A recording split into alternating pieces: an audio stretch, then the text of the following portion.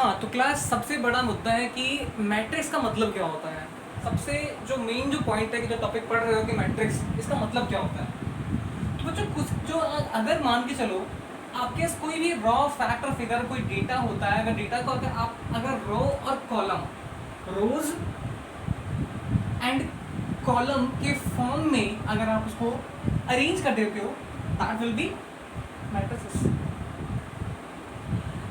पहले समझ लो रो का मतलब क्या होता है एंड कॉलम। मुझे उम्मीद है आप लोगों से कि रो और कॉलम में बहुत लोगों को डिफरेंस नहीं पता होगा। जब कोई चीज़ लेफ्ट से राइट जाती है रो, ऊपर से नीचे वर्टिकली डाउन और वर्टिकली दैट्स अ कॉलम। ठीक है, ये रो हो गया, ये कॉलम हो गया। जैसे एग्जांपल दिखा था तुमको, अगर मान लो किसी भी डेटा को आपने 2 3 4 ये 5 6 7 ये 8 है ये 9 और ये 10 बोल दिया, तो क्लास ये क्या होगा that's row row and row. ये column column and column that's R1 row 1 row 2 and row 3 and so on and that's column 1 it's column 2 it's column 3 चलता जाएगा। तो क्लास मैट्रिक्स को हम थोड़ा सा तरीके से समझते हैं। ओके, तो सबसे जो मोस्ट इंपॉर्टेंट बात है कि मैट्रिक्स का मतलब क्या होता है। देखो जरा क्लास,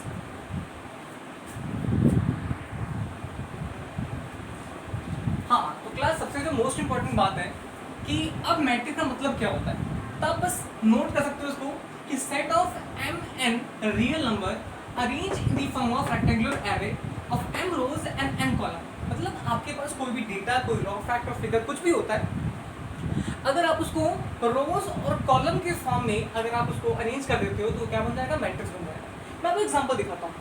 ठीक है, ऐसे बच्चों मैं चाय पीता हूँ, तो मैंने क्या किया, मैंने चाय पिया, बहुत सारा चाय पीता हूँ, बहुत सारा, मैं सुबह शाम चाय पीता रहता हूँ।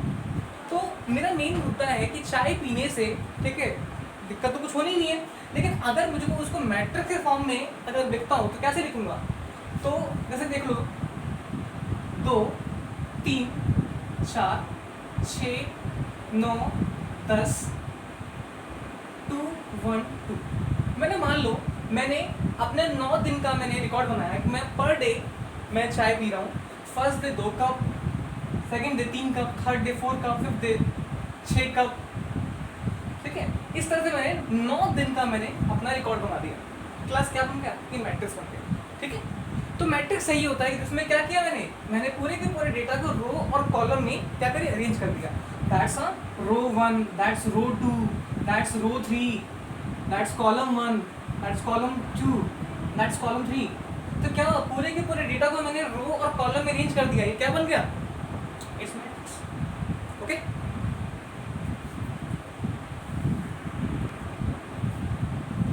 तो मेरे प्यारे बच्चों सबसे मोस्ट इंपॉर्टेंट बात होता है कि रिप्रेजेंटेशन ऑफ मैट्रिक्स, रिप्रेजेंटेशन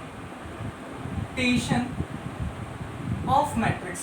बच्चों इसको समझना, ये एक बहुत ही बड़ा पॉइंट होता है कि एक मैट्रिक्स को रिप्रेजेंट करने का तरीका क्या होता है। तो इसका एक बहुत ही सिंबॉलिक फॉर्म बताता हूँ, बहुत ही सिंपल फॉर्म बताता हूँ, बहुत सिंबॉलिक, मजा आ जाएगा बच्चों, फील आ जाएगी। क्या होता है बच्चों, a that is equal to square bracket फिर a i j और ये m क्रॉस n। एंड मैं पूरा श्योर हूँ कि जो बच्चा फर्स्ट टाइम पढ़ रहा होगा इसको, उसको ये बिल्कुल क्लियर नहीं होगी एग्जैक्टली चल क्या रहा है। मैं आपको क्लियर करता हूँ। देखो हमेशा याद रखना कि जो बड़ा वाला a होता है ना, a matrix is always represented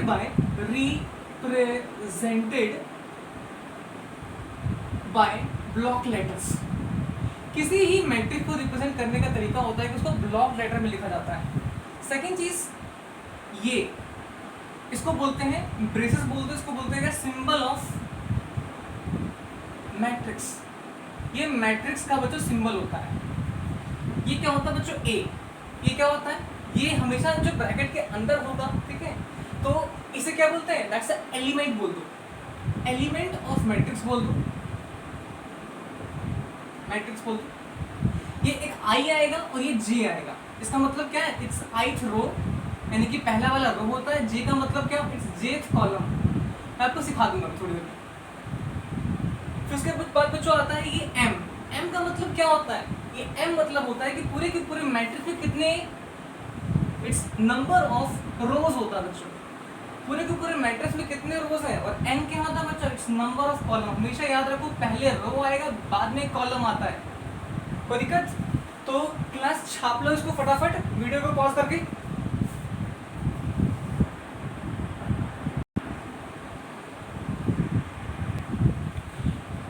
हाँ, तो क्लास अब आता है इसके प्रैक्टिकल एग्जांपल के ऊपर। जैसे मान लो कि इतना हमने पढ़ा, इस एग्जांपल को देख लो क्लास। एक आता ऑर्डर, ऑर्डर ऑफ मैट्रिक्स, इसको लिखने का तरीका होता है it's m cross n but. Example तुम्हें दिखाता हूँ। जैसे मान लो मैंने बोल दिया एक मैट्रिक्स बोल दिया a, 2 3 4 और 5 बोल दिया। अब कंसेप्ट क्या है, ये पूरा मैट्रिक्स है, क्यों? बिकॉज स्क्वायर ब्रैकेट में है ना। अब इसमें क्या है, 2 रोज है 2 कॉलम है, तो ऑर्डर क्या बनेगा, ऑर्डर विल बी 2 क्रॉस 2 बनेगा। 2 क्रॉस 2 मतलब क्या है, ये नंबर ऑफ रोज कितने 2 और नंबर ऑफ कॉलम कितने होंगे 2, ये होता है। सेकंड चीज, मान लो मैंने बोल दिया एक मैट्रिक्स बोला है बी, 2 3 4, ये 5 ये 6 और ये 7 मैंने बोल दिया। अब इसका ऑर्डर क्या होगा, सब लोग पता लगाओ उसको धीरे धीरे।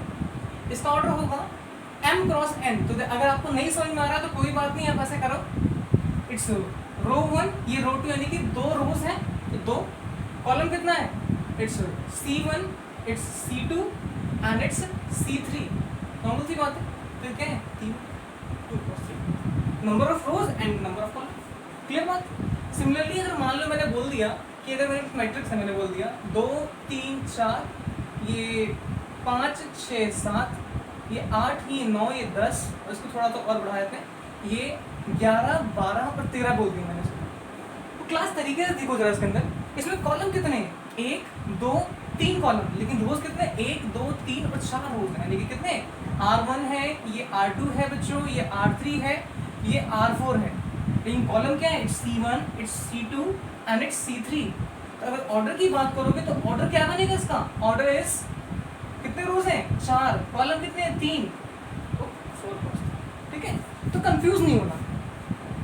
अच्छा क्लास वहीं पे इसी में हैंड टू हैंड सिखाया था, नंबर ऑफ एलिमेंट सिखाया था। नंबर ऑफ एलिमेंट का मतलब क्या होता है, ये क्या होता है mn, मतलब नंबर ऑफ रो और कॉलम को अगर आप मल्टीप्लाई कर दोगे तो you will get the number of elements. Example दिखा देता हूँ, रो है कॉलम है, रो कितने 2 कॉलम कितने 2, दोनों को मल्टीप्लाई कर दो कितना आएगा, अच्छा हो गया। सिमिलर देखो 1 2 3 4, अगर आपको एलिमेंट निकालना है तो नंबर ऑफ एलिमेंट निकालने का तरीका होता है बच्चों 2 × 3 कितना आएगा 6, 1 2 3 4 5 6 हो गया। अगर एलिमेंट निकालना है बच्चों कितना है 4 × 3 दैट इज इक्वल टू कितना है 12 हो गया। 4 और 3 12 हो गया। देखो 1 2 3 4 5 6 7 8, ठीक है 9 10 11 12 हो गया।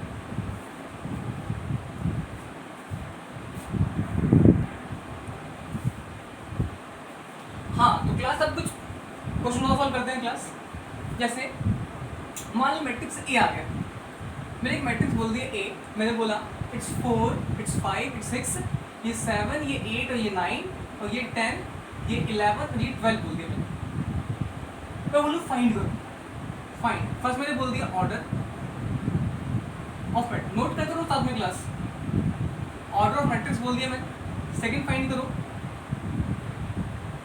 नंबर ऑफ एलिमेंट फाइंड करना है, ये तो फटाफट कर दोगे। लेकिन अब यहाँ से बात थोड़ी आगे बढ़ जाएगी, मैं बोलूँगा इवैल्यूएट करो।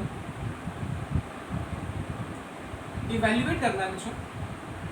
पहला question A12 A22 A31, second question A22 multiply A23 multiply A32, मान लो। अब इनका मतलब क्या है, ठीक है ये चीज समझना बहुत ही कॉमन सी चीज है, फटाफट समझ जाओ। दो क्लास सबसे मोस्ट इंपॉर्टेंट बात ऑर्डर कितना है चेक कर लो भाई, कितने रोज है 1 2 3 3 रोज है, कॉलम कितने 1 2 3 3 कॉलम है, 3 क्रॉस 3, एलिमेंट कितने इनको आपस में मल्टीप्लाई कर दो दैट्स बिकम 9। लेकिन अगर आप इवैल्यूएट करोगे तो इवेल्युएट करने का कंसेप्ट ये है कि A12, A22 और A31। तो A12 का मतलब क्या होता है? मैंने बताया था पहला वाला रो होता है, दूसरा वाला कॉलम होता है। तो देखिए पहला रो दूसरा कॉलम, तो फर्स्ट रो सेकंड कॉलम क्या बन रहा है 5 प्लस A22 मतलब second row second column, second row second column क्या बनेगा इट्स 8 और A31 यानी कि third row first column, third row first column क्या बना इट्स 6। ऐड कर दो कितना होगा 13 91। सिमिलरली देख लो A22 second row second column what multiply करोगे A23 मतलब second row third column, second row third column क्या बनेगा बच्चों? ठीक है। And 32 third row second column ना, ठीक है। इनको मल्टीप्लाई करना you will get the answer. Okay कितना हो जाएगा 11 2 12।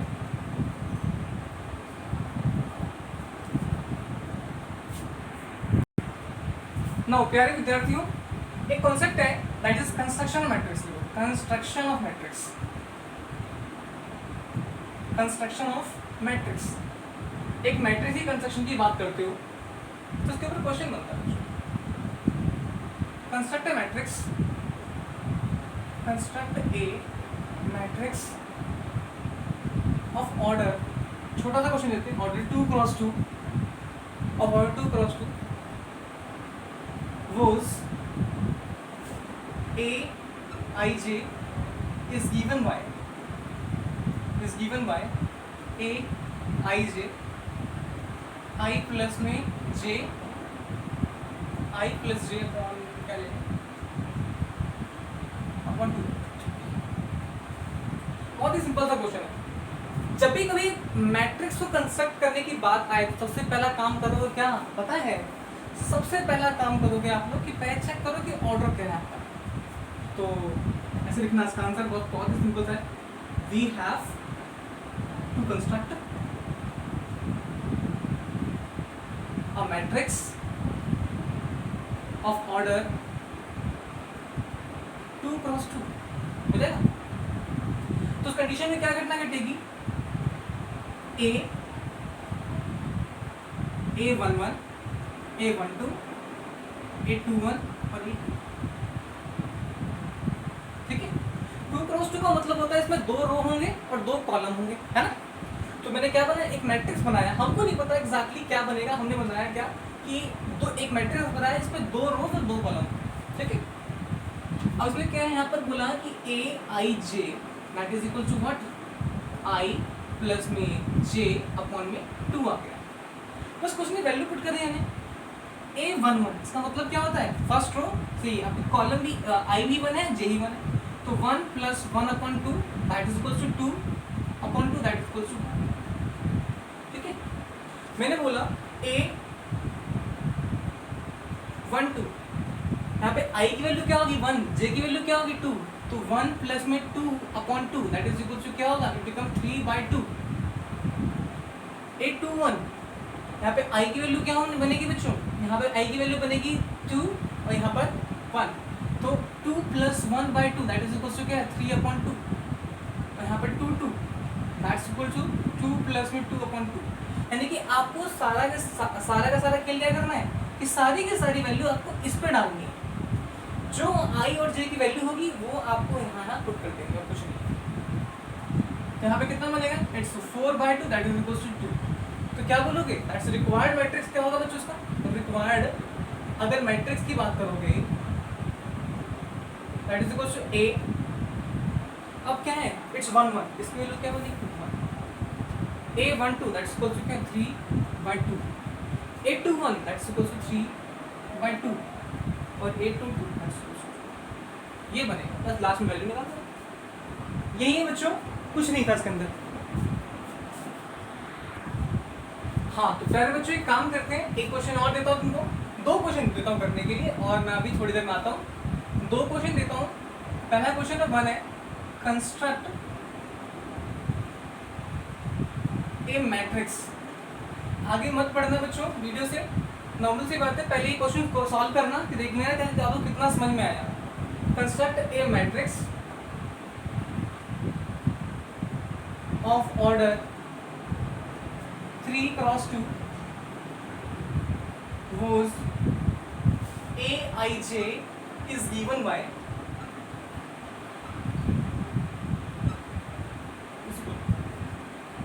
Ij/2।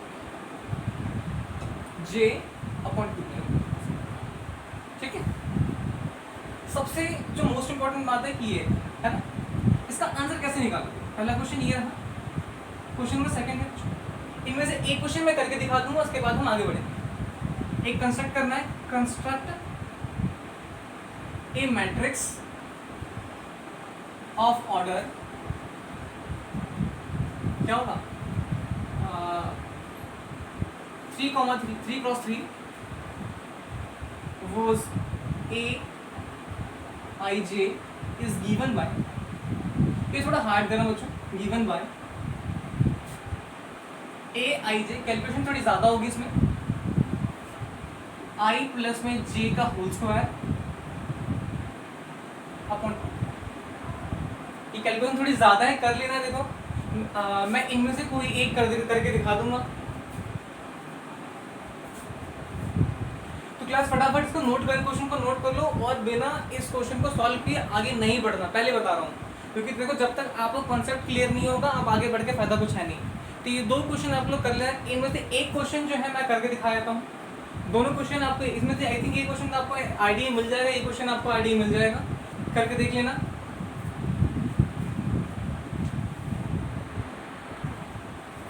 हाँ तो बच्चों अब मैं पहला वाला क्वेश्चन करके दिखा देता हूँ।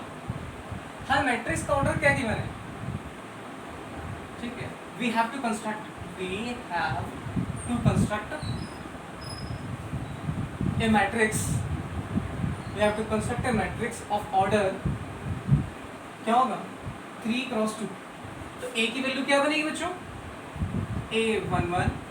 अब इसमें क्या है बच्चों, देखना 3 रो है और 2 कॉलम है, कॉलम क्या है, 2 बनाने हमको, A11 A12, ठीक है, कॉलम 2 बनाने, याद रखना।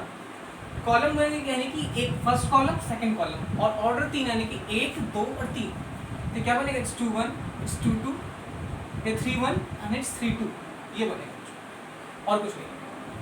मेन चीज यहाँ पर इसके बाद तो क्वेश्चन खत्म हो गया। अब इसमें क्या बोला, Aij इज इक्वल्स टू में I इंटू j बाई 2, तो that is equals to A11, that's 1 into 1 by 2, that is equals to 1 by 2। A21 सही क्या बोला, हाँ सही, A12 2 इंटू में 1 upon 2, that is equals to 2 by 2, that is equals to 1 हो जाएगा। A21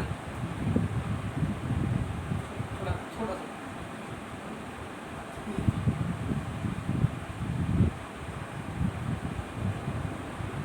फिर क्या है, 2 2 कितना आएगा, 2 इंटू 2 बटे में 2, दैट इज इक्वल टू कितना है, 2। फिर क्या बनेगा बच्चों, यहाँ पर क्या है, x31 3 इंटू में 1.2, दैट इज इक्वल टू क्या है, 3 बाई 2 इधर, और एक 32 that is equal 3 into 2 by 2, that is equal to कितना है बच्चों, कट गया, इसको सॉल्व करना है। अब बात करेंगे रिक्वायर्ड मैट्रिक्स करते हैं, रिक्वायर्ड मैट्रिक्स की बात करोगे। मैट्रिक्स बहुत सिंपल सा कॉन्सेप्ट है, A that is equal to what, A की वैल्यू क्या बनेगी आपके पास, इट्स 1/2, इसके बाद क्या बना, इट्स 1, इसकी वैल्यू क्या बनेगी, इट्स 1, इसकी वैल्यू 2, इसकी वैल्यू 3/2, दैट्स 3। ये बन गया बच्चों मैट्रिक्स। बहुत मजाक सा कॉन्सेप्ट है, बहुत ही लोकल सा कॉन्सेप्ट है, खेल जाना बच्चों। हाँ तो बच्चे लोग इसको जरा फटाफट नोट कर लो, और अब जैसा भी होता है नोट कर लेना इसको। मुझे उम्मीद है ये टॉपिक में क्लियर हो गया हो। चलो फटाफट मैं इसको रब कर देता हूँ, उसके बाद थोड़ा सा आप एक टॉपिक सिखाते हैं, that is types of matrix. देखो बच्चों मैट्रिक्स के टाइप जो होते हैं थोड़े से अलग लेवल के होते हैं, थोड़ा सीखना है इसके अंदर। टाइप्स ऑफ मैट्रिक्स में क्या करना होता है, रिमेंबर अगर आप बात करते हो टाइप्स ऑफ मैट्रिक्स के बारे में बात करते हो, देखो ये बेसिक्स हैं, बहुत कॉमन चीज़ें, बहुत बेसिक्स हैं। दो क्लास तो पहला होता है रो मैट्रिक्स होता है बच्चों। बहुत ही सिंपल सा होता है, लिखते रहना फटाफट से। नोट्स अपने प्रॉपर बना के रखो, नोट्स रखना प्रॉपर। तो अगर आपसे बोलते हैं रो मैट्रिक्स, तो क्या बोलोगे? अ मैट्रिक्स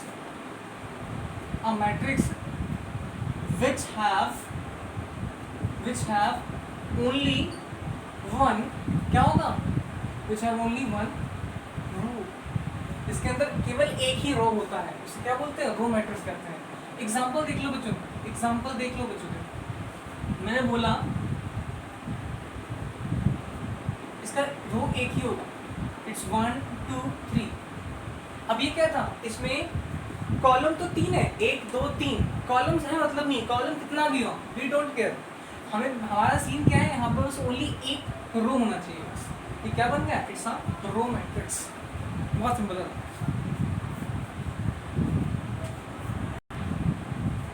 हाँ, तो अगर बात करते हो तो बात करें कॉलम मैट्रिक्स की, बात करें कॉलम मैट्रिक्स की अगर आप बात करते हो तो बहुत ही कॉमन सी चीज होती है, a matrix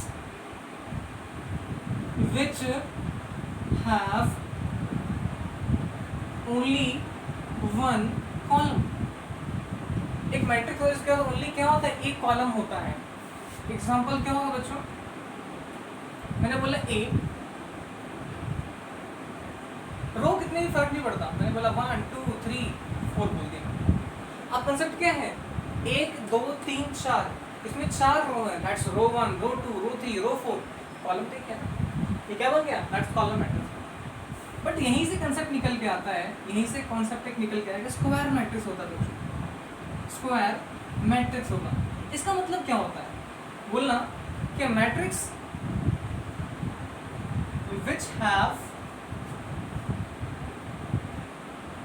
equal number of rows and column, यानी कि जितना उसके अंदर रो होगा उतने उसमें कॉलम होंगे। क्लियर है ना बात? कि जिसमें दोनों में रो और कॉलम क्या हो, दोनों बराबर होंगे, उसको बोलते हैं क्या? स्क्वायर मैट्रिक्स करते हैं। ठीक है, एग्जांपल देखो जरा क्लास। मैंने बोला ए, इट्स 2 2 4 5 बोल दिया। अब इसमें कंसेप्ट क्या निकला? कंसेप्ट निकला देखो, 2 रोज हैं 2 कॉलम है। मैंने बोला दैट इज इक्वल्स टू कितना है? इट्स 3 4 5 7 8 9 10 11 मैंने बोल दिया। तो यहाँ पे क्या था? इसमें 3 रोज थे 3 कॉलम है, तो क्या हुआ? That becomes square matrix. Okay,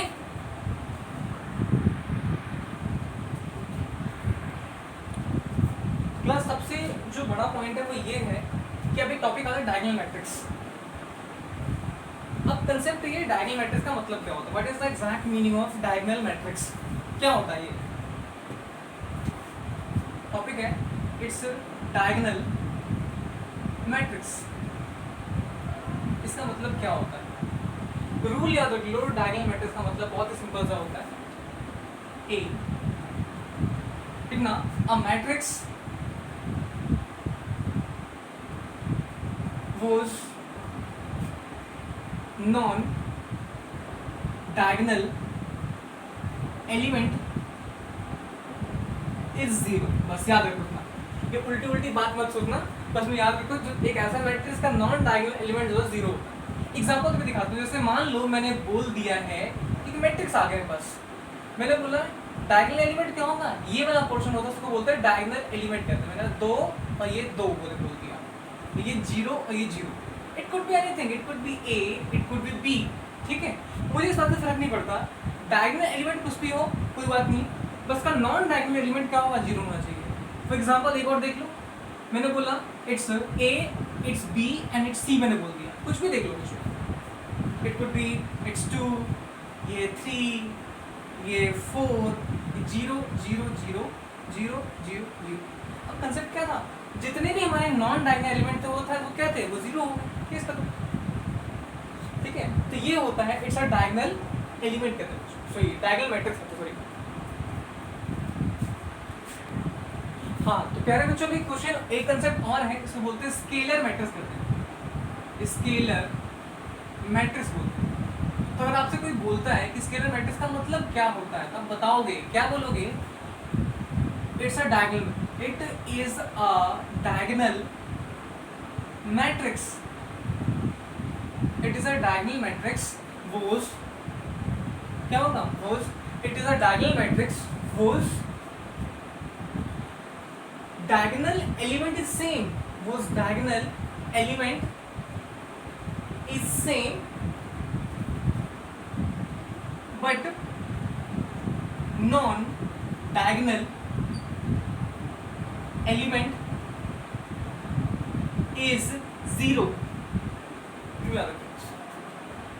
example देखो, मैंने बोला ए, पिछले वाले जो मैंने मैट्रिक्स बताया था डायगोनल मैट्रिक्स में, तो डायगोनल एलिमेंट सेम हो ना हो फर्क नहीं पड़ता, लेकिन स्केलर मैट्रिक्स में तो क्या होगा बच्चों, ये एक तरह का डायगोनल मैट्रिक्स होता है, इसमें क्या होगा दिस एंड दिस, जो ये है वही ये होना चाहिए, मतलब डायगोनल एलिमेंट सेम हो, non diagonal zero. Okay, example देख लो क्लास, दो, तो यहाँ पे मैं बोल चुका देखो 3 3 और 3, ये सारी वैल्यू सेम है, 0 0 0 0 0 0। इसमें क्या है, डायगोनल एलिमेंट क्या था, वो सेम था और नॉन डायगोनल जीरो हो गया। केस कर,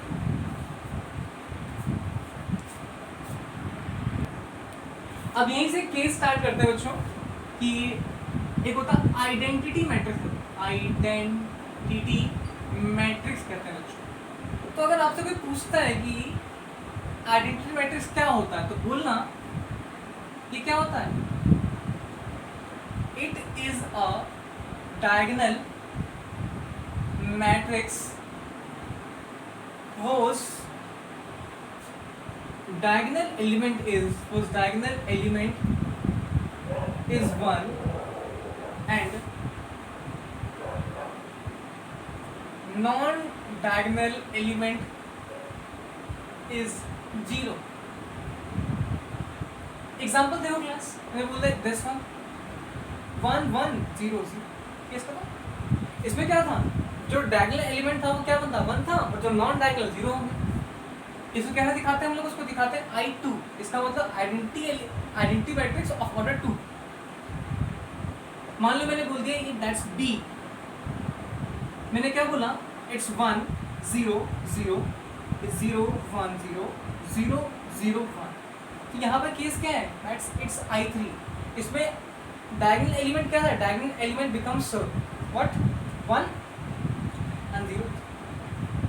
ये क्या बनेगा बच्चों, इट्स आइडेंटिटी मैट्रिक्स। ओके बच्चों, फाइनली एक चीज और याद रख लो, ऐसा नल मैट्रिक्स होता है बच्चों, नल मैट्रिक्स होता है। अब ये क्या होता है बच्चों, क्या रखना, a matrix whose all element is 0 0। जैसे मान लो मैंने बोला A, इट्स 0 0 0 0, मैंने बोला B 0 0 0 0 0 0 0 0। क्या हुआ, ये concept clear.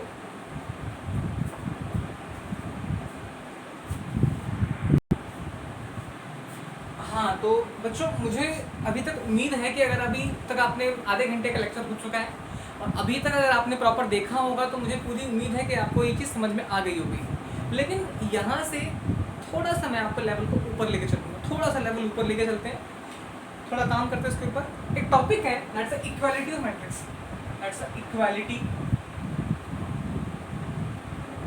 Equality of matrix.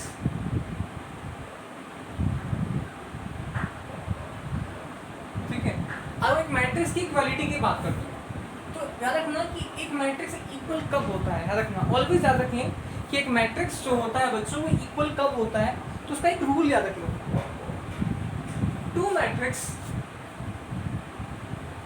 Matrix are equal कब होगा, इफ एंड ओनली इफ। दो मैट्रिक्स इक्वल कब होंगे, two matrix are equal if and only if. First point क्या होगा, their order are same. Second part क्या होगा, their corresponding element are same, their corresponding elements are same।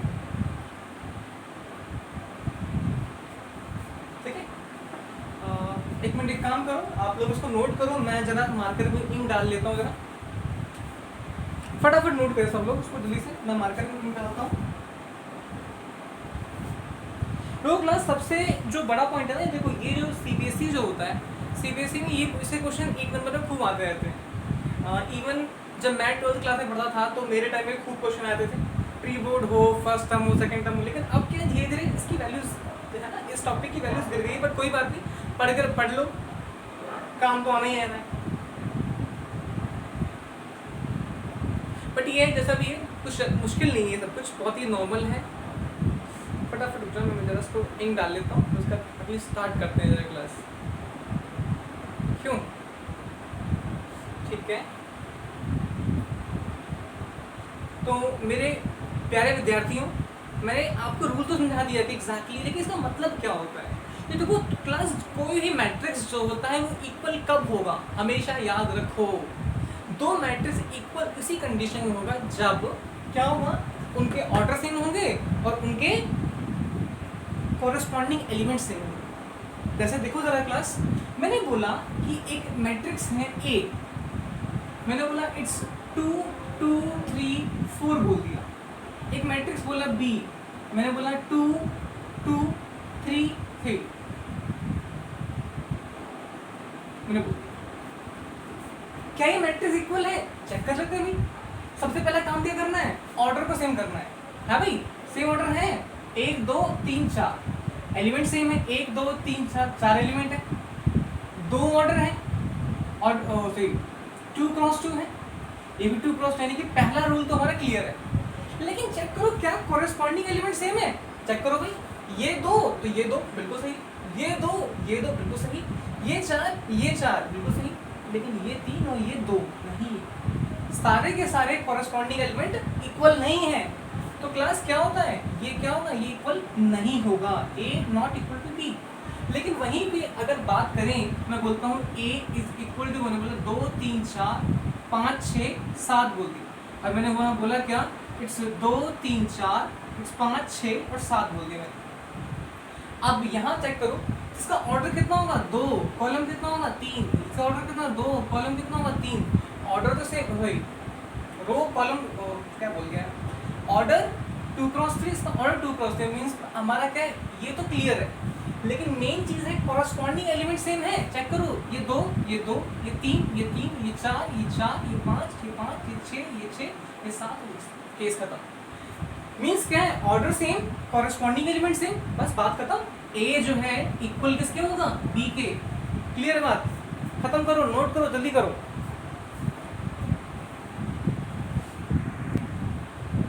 हाँ, तो class फटाफट इस क्वेश्चन को नोट करो। क्वेश्चन में बोला हुआ है कि एक मैट्रिक्स है ए, ये गिवन है, एक मैट्रिक्स है बी, ये, और बोला हुआ है कि ए और बी जो है बच्चों बराबर है। तो क्या बोल रहा है, find the value of x y z and x plus y plus z, इस वैल्यू को फाइंड करना। फटाफट क्वेश्चन को नोट कर लो, फिर हम उसको सॉल्व करेंगे बच्चों, ठीक है। तो हमें जैसे ही बात बोली हुई है, देखो यहाँ पर ये बात है बोली हुई है कि ए और बी बराबर है।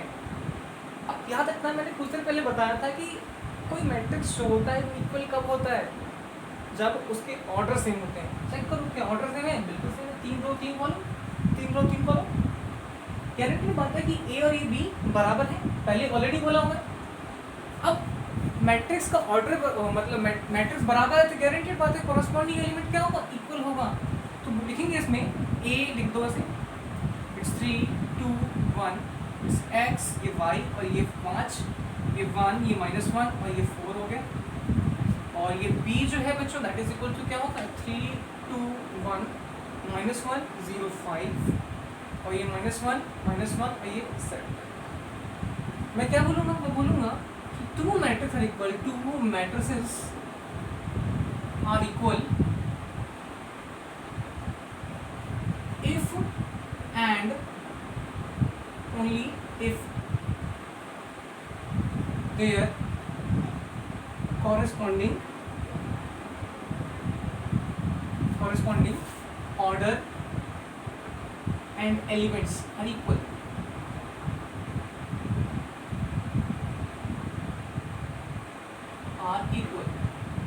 बस बात खत्म।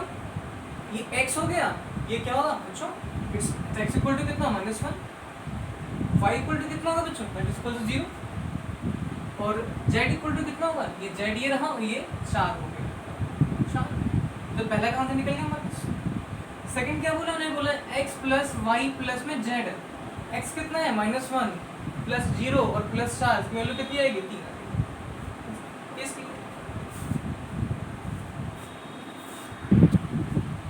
हाँ तो क्लास सबसे जो मोस्ट इम्पोर्टेंट बात है, जो हमारे पास सबसे जो बड़ा पॉइंट है वो यही है कि ये जो वैल्यूज जो आई है हमारे पास है ना, ये जो वैल्यूज आई है कि x plus y plus z equal to 19, y plus z 15 and x plus y 8 है। सॉल्व कैसे करें इसको, मैं बोलता हूँ find x y z, x comma y comma z। तो देखो क्या बोला, ये मैट्रिक्स और ये मैट्रिक्स इक्वल बोल दिया, ये इसका तो मैंने बोल दिया x plus y plus z equal to क्या 19 बोल दी, ठीक है। फर्स्ट इक्वेशन मान लो y प्लस जेड कितना है, y plus z equal to 15 बोलते, second equation and x plus y it is equal to 8, third equation पकड़ा दी। कुछ नहीं करना है बच्चों, हमें बस वैल्यू सॉल्व कर देंगे, इसको उठाकर इसकी वैल्यू को उठा के इसमें पुट कर दो, है ना। अब x है, y प्लस जेड पता ही हमको, y plus z equal to कितना है बच्चों 19 है, तो y प्लस जेड की वैल्यू कितनी, तो 15 आ गई, x की वैल्यू कितनी 4 आ जाएगी, ठीक है। सेकंड चीज़ क्या है, इसको उठा के इसे पुट कर देना, उसको पता है x plus y plus z equal to 19 बोला हुआ है, x प्लस वाई तो 8 ऑलरेडी बोल ही रखा हमको, 8 प्लस में z इक्वल टू क्या 19, तो z की वैल्यू कितनी होगी 11 आ जाएगी। अब ये 4 है, z 11 आ गया। अब y निकाल दो क्लास, हमको पता है कि y प्लस z पर क्या बोला हमको, y प्लस z 15 बोल रखा है, y नहीं पता, z तो पता है, ये तो ये है, तो y की वैल्यू कितनी होगी। इस तरह से हम चाहे तो उसको सॉल्व करिए, हमारा अप्रोच होता है बच्चों, इसको सॉल्व कर सकते हैं। एक क्वेश्चन मुझे बड़ा ही सुंदर सा क्वेश्चन दिख रहा है मुझको, एक क्वेश्चन नजर आ रहा है, ये देखो जरा, मैंने बोल रखा है यहाँ पर इफ x माइनस वाई और 2x minus y 2x plus में z और 3z प्लस में w that is equal to कितना बोला है, इट्स -1 5 0 और 13, और फाइनली बोल रहा फाइंड x y z और w। हमको ये 4-5 निकाल लिया, बहुत ही कॉमन से क्वेश्चन है यहाँ पर। देखो पहली चीज समझना पड़ेगा कि ये क्या है, ये मैट्रिक्स जो है ये इक्वल मैट्रिक्स है, तो बोलना since matrices are equal so corresponding elements will be equal होगा। x माइनस वाई की वैल्यू कितनी होगी बच्चों, -1 हो जाएगी, 2x minus y that is equal 0। First equation हो गया, सेकंड इक्वेशन हो गया, यहाँ से वैल्यू निकालो तो y इक्वल टू क्या x 2x हो जाएगा, बात खत्म, उठा के दे रहा हूँ। थर्ड इक्वेशन हो गया, फ्रॉम फर्स्ट एंड थर्ड निकाल दो प्लस 2x माइनस वाई की जगह 2x कर देना, इट इज इक्वल टू -1, तो -x इक्वल टू -1, तो x इक्वल टू क्या है बच्चों, खत्म। यहाँ से निकल गया, बात ही खत्म होगी। यहाँ से y निकाल लो, x minus y that is equal to कितना है बच्चों, -1 है। अब x की वैल्यू यहाँ ऑलरेडी 1 बोल रहा है, y इक्वल टू -1, इसको उठा के इधर ले आओ, तो minus y that is equal to -1 और ये -1 हो जाएगा, तो y इक्वल टू क्या हो जाएगा, उस -2, y इक्वल टू क्या 2। सेकंड इक्वेशन में x और y की वैल्यू निकाल दी, अब यहाँ से निकाल दो बच्चों, मैंने निकल गया।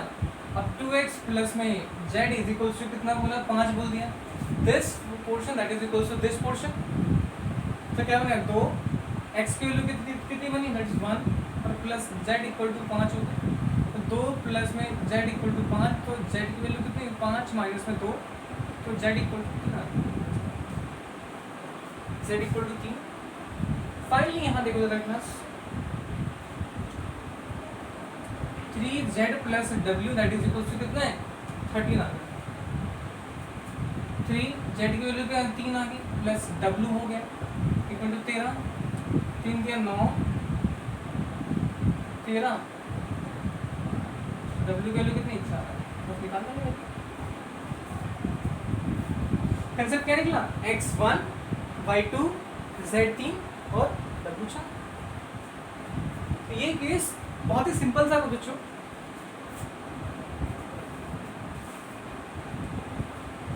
फटाफट नोट कर लो, उसके बाद बताता हूँ आगे।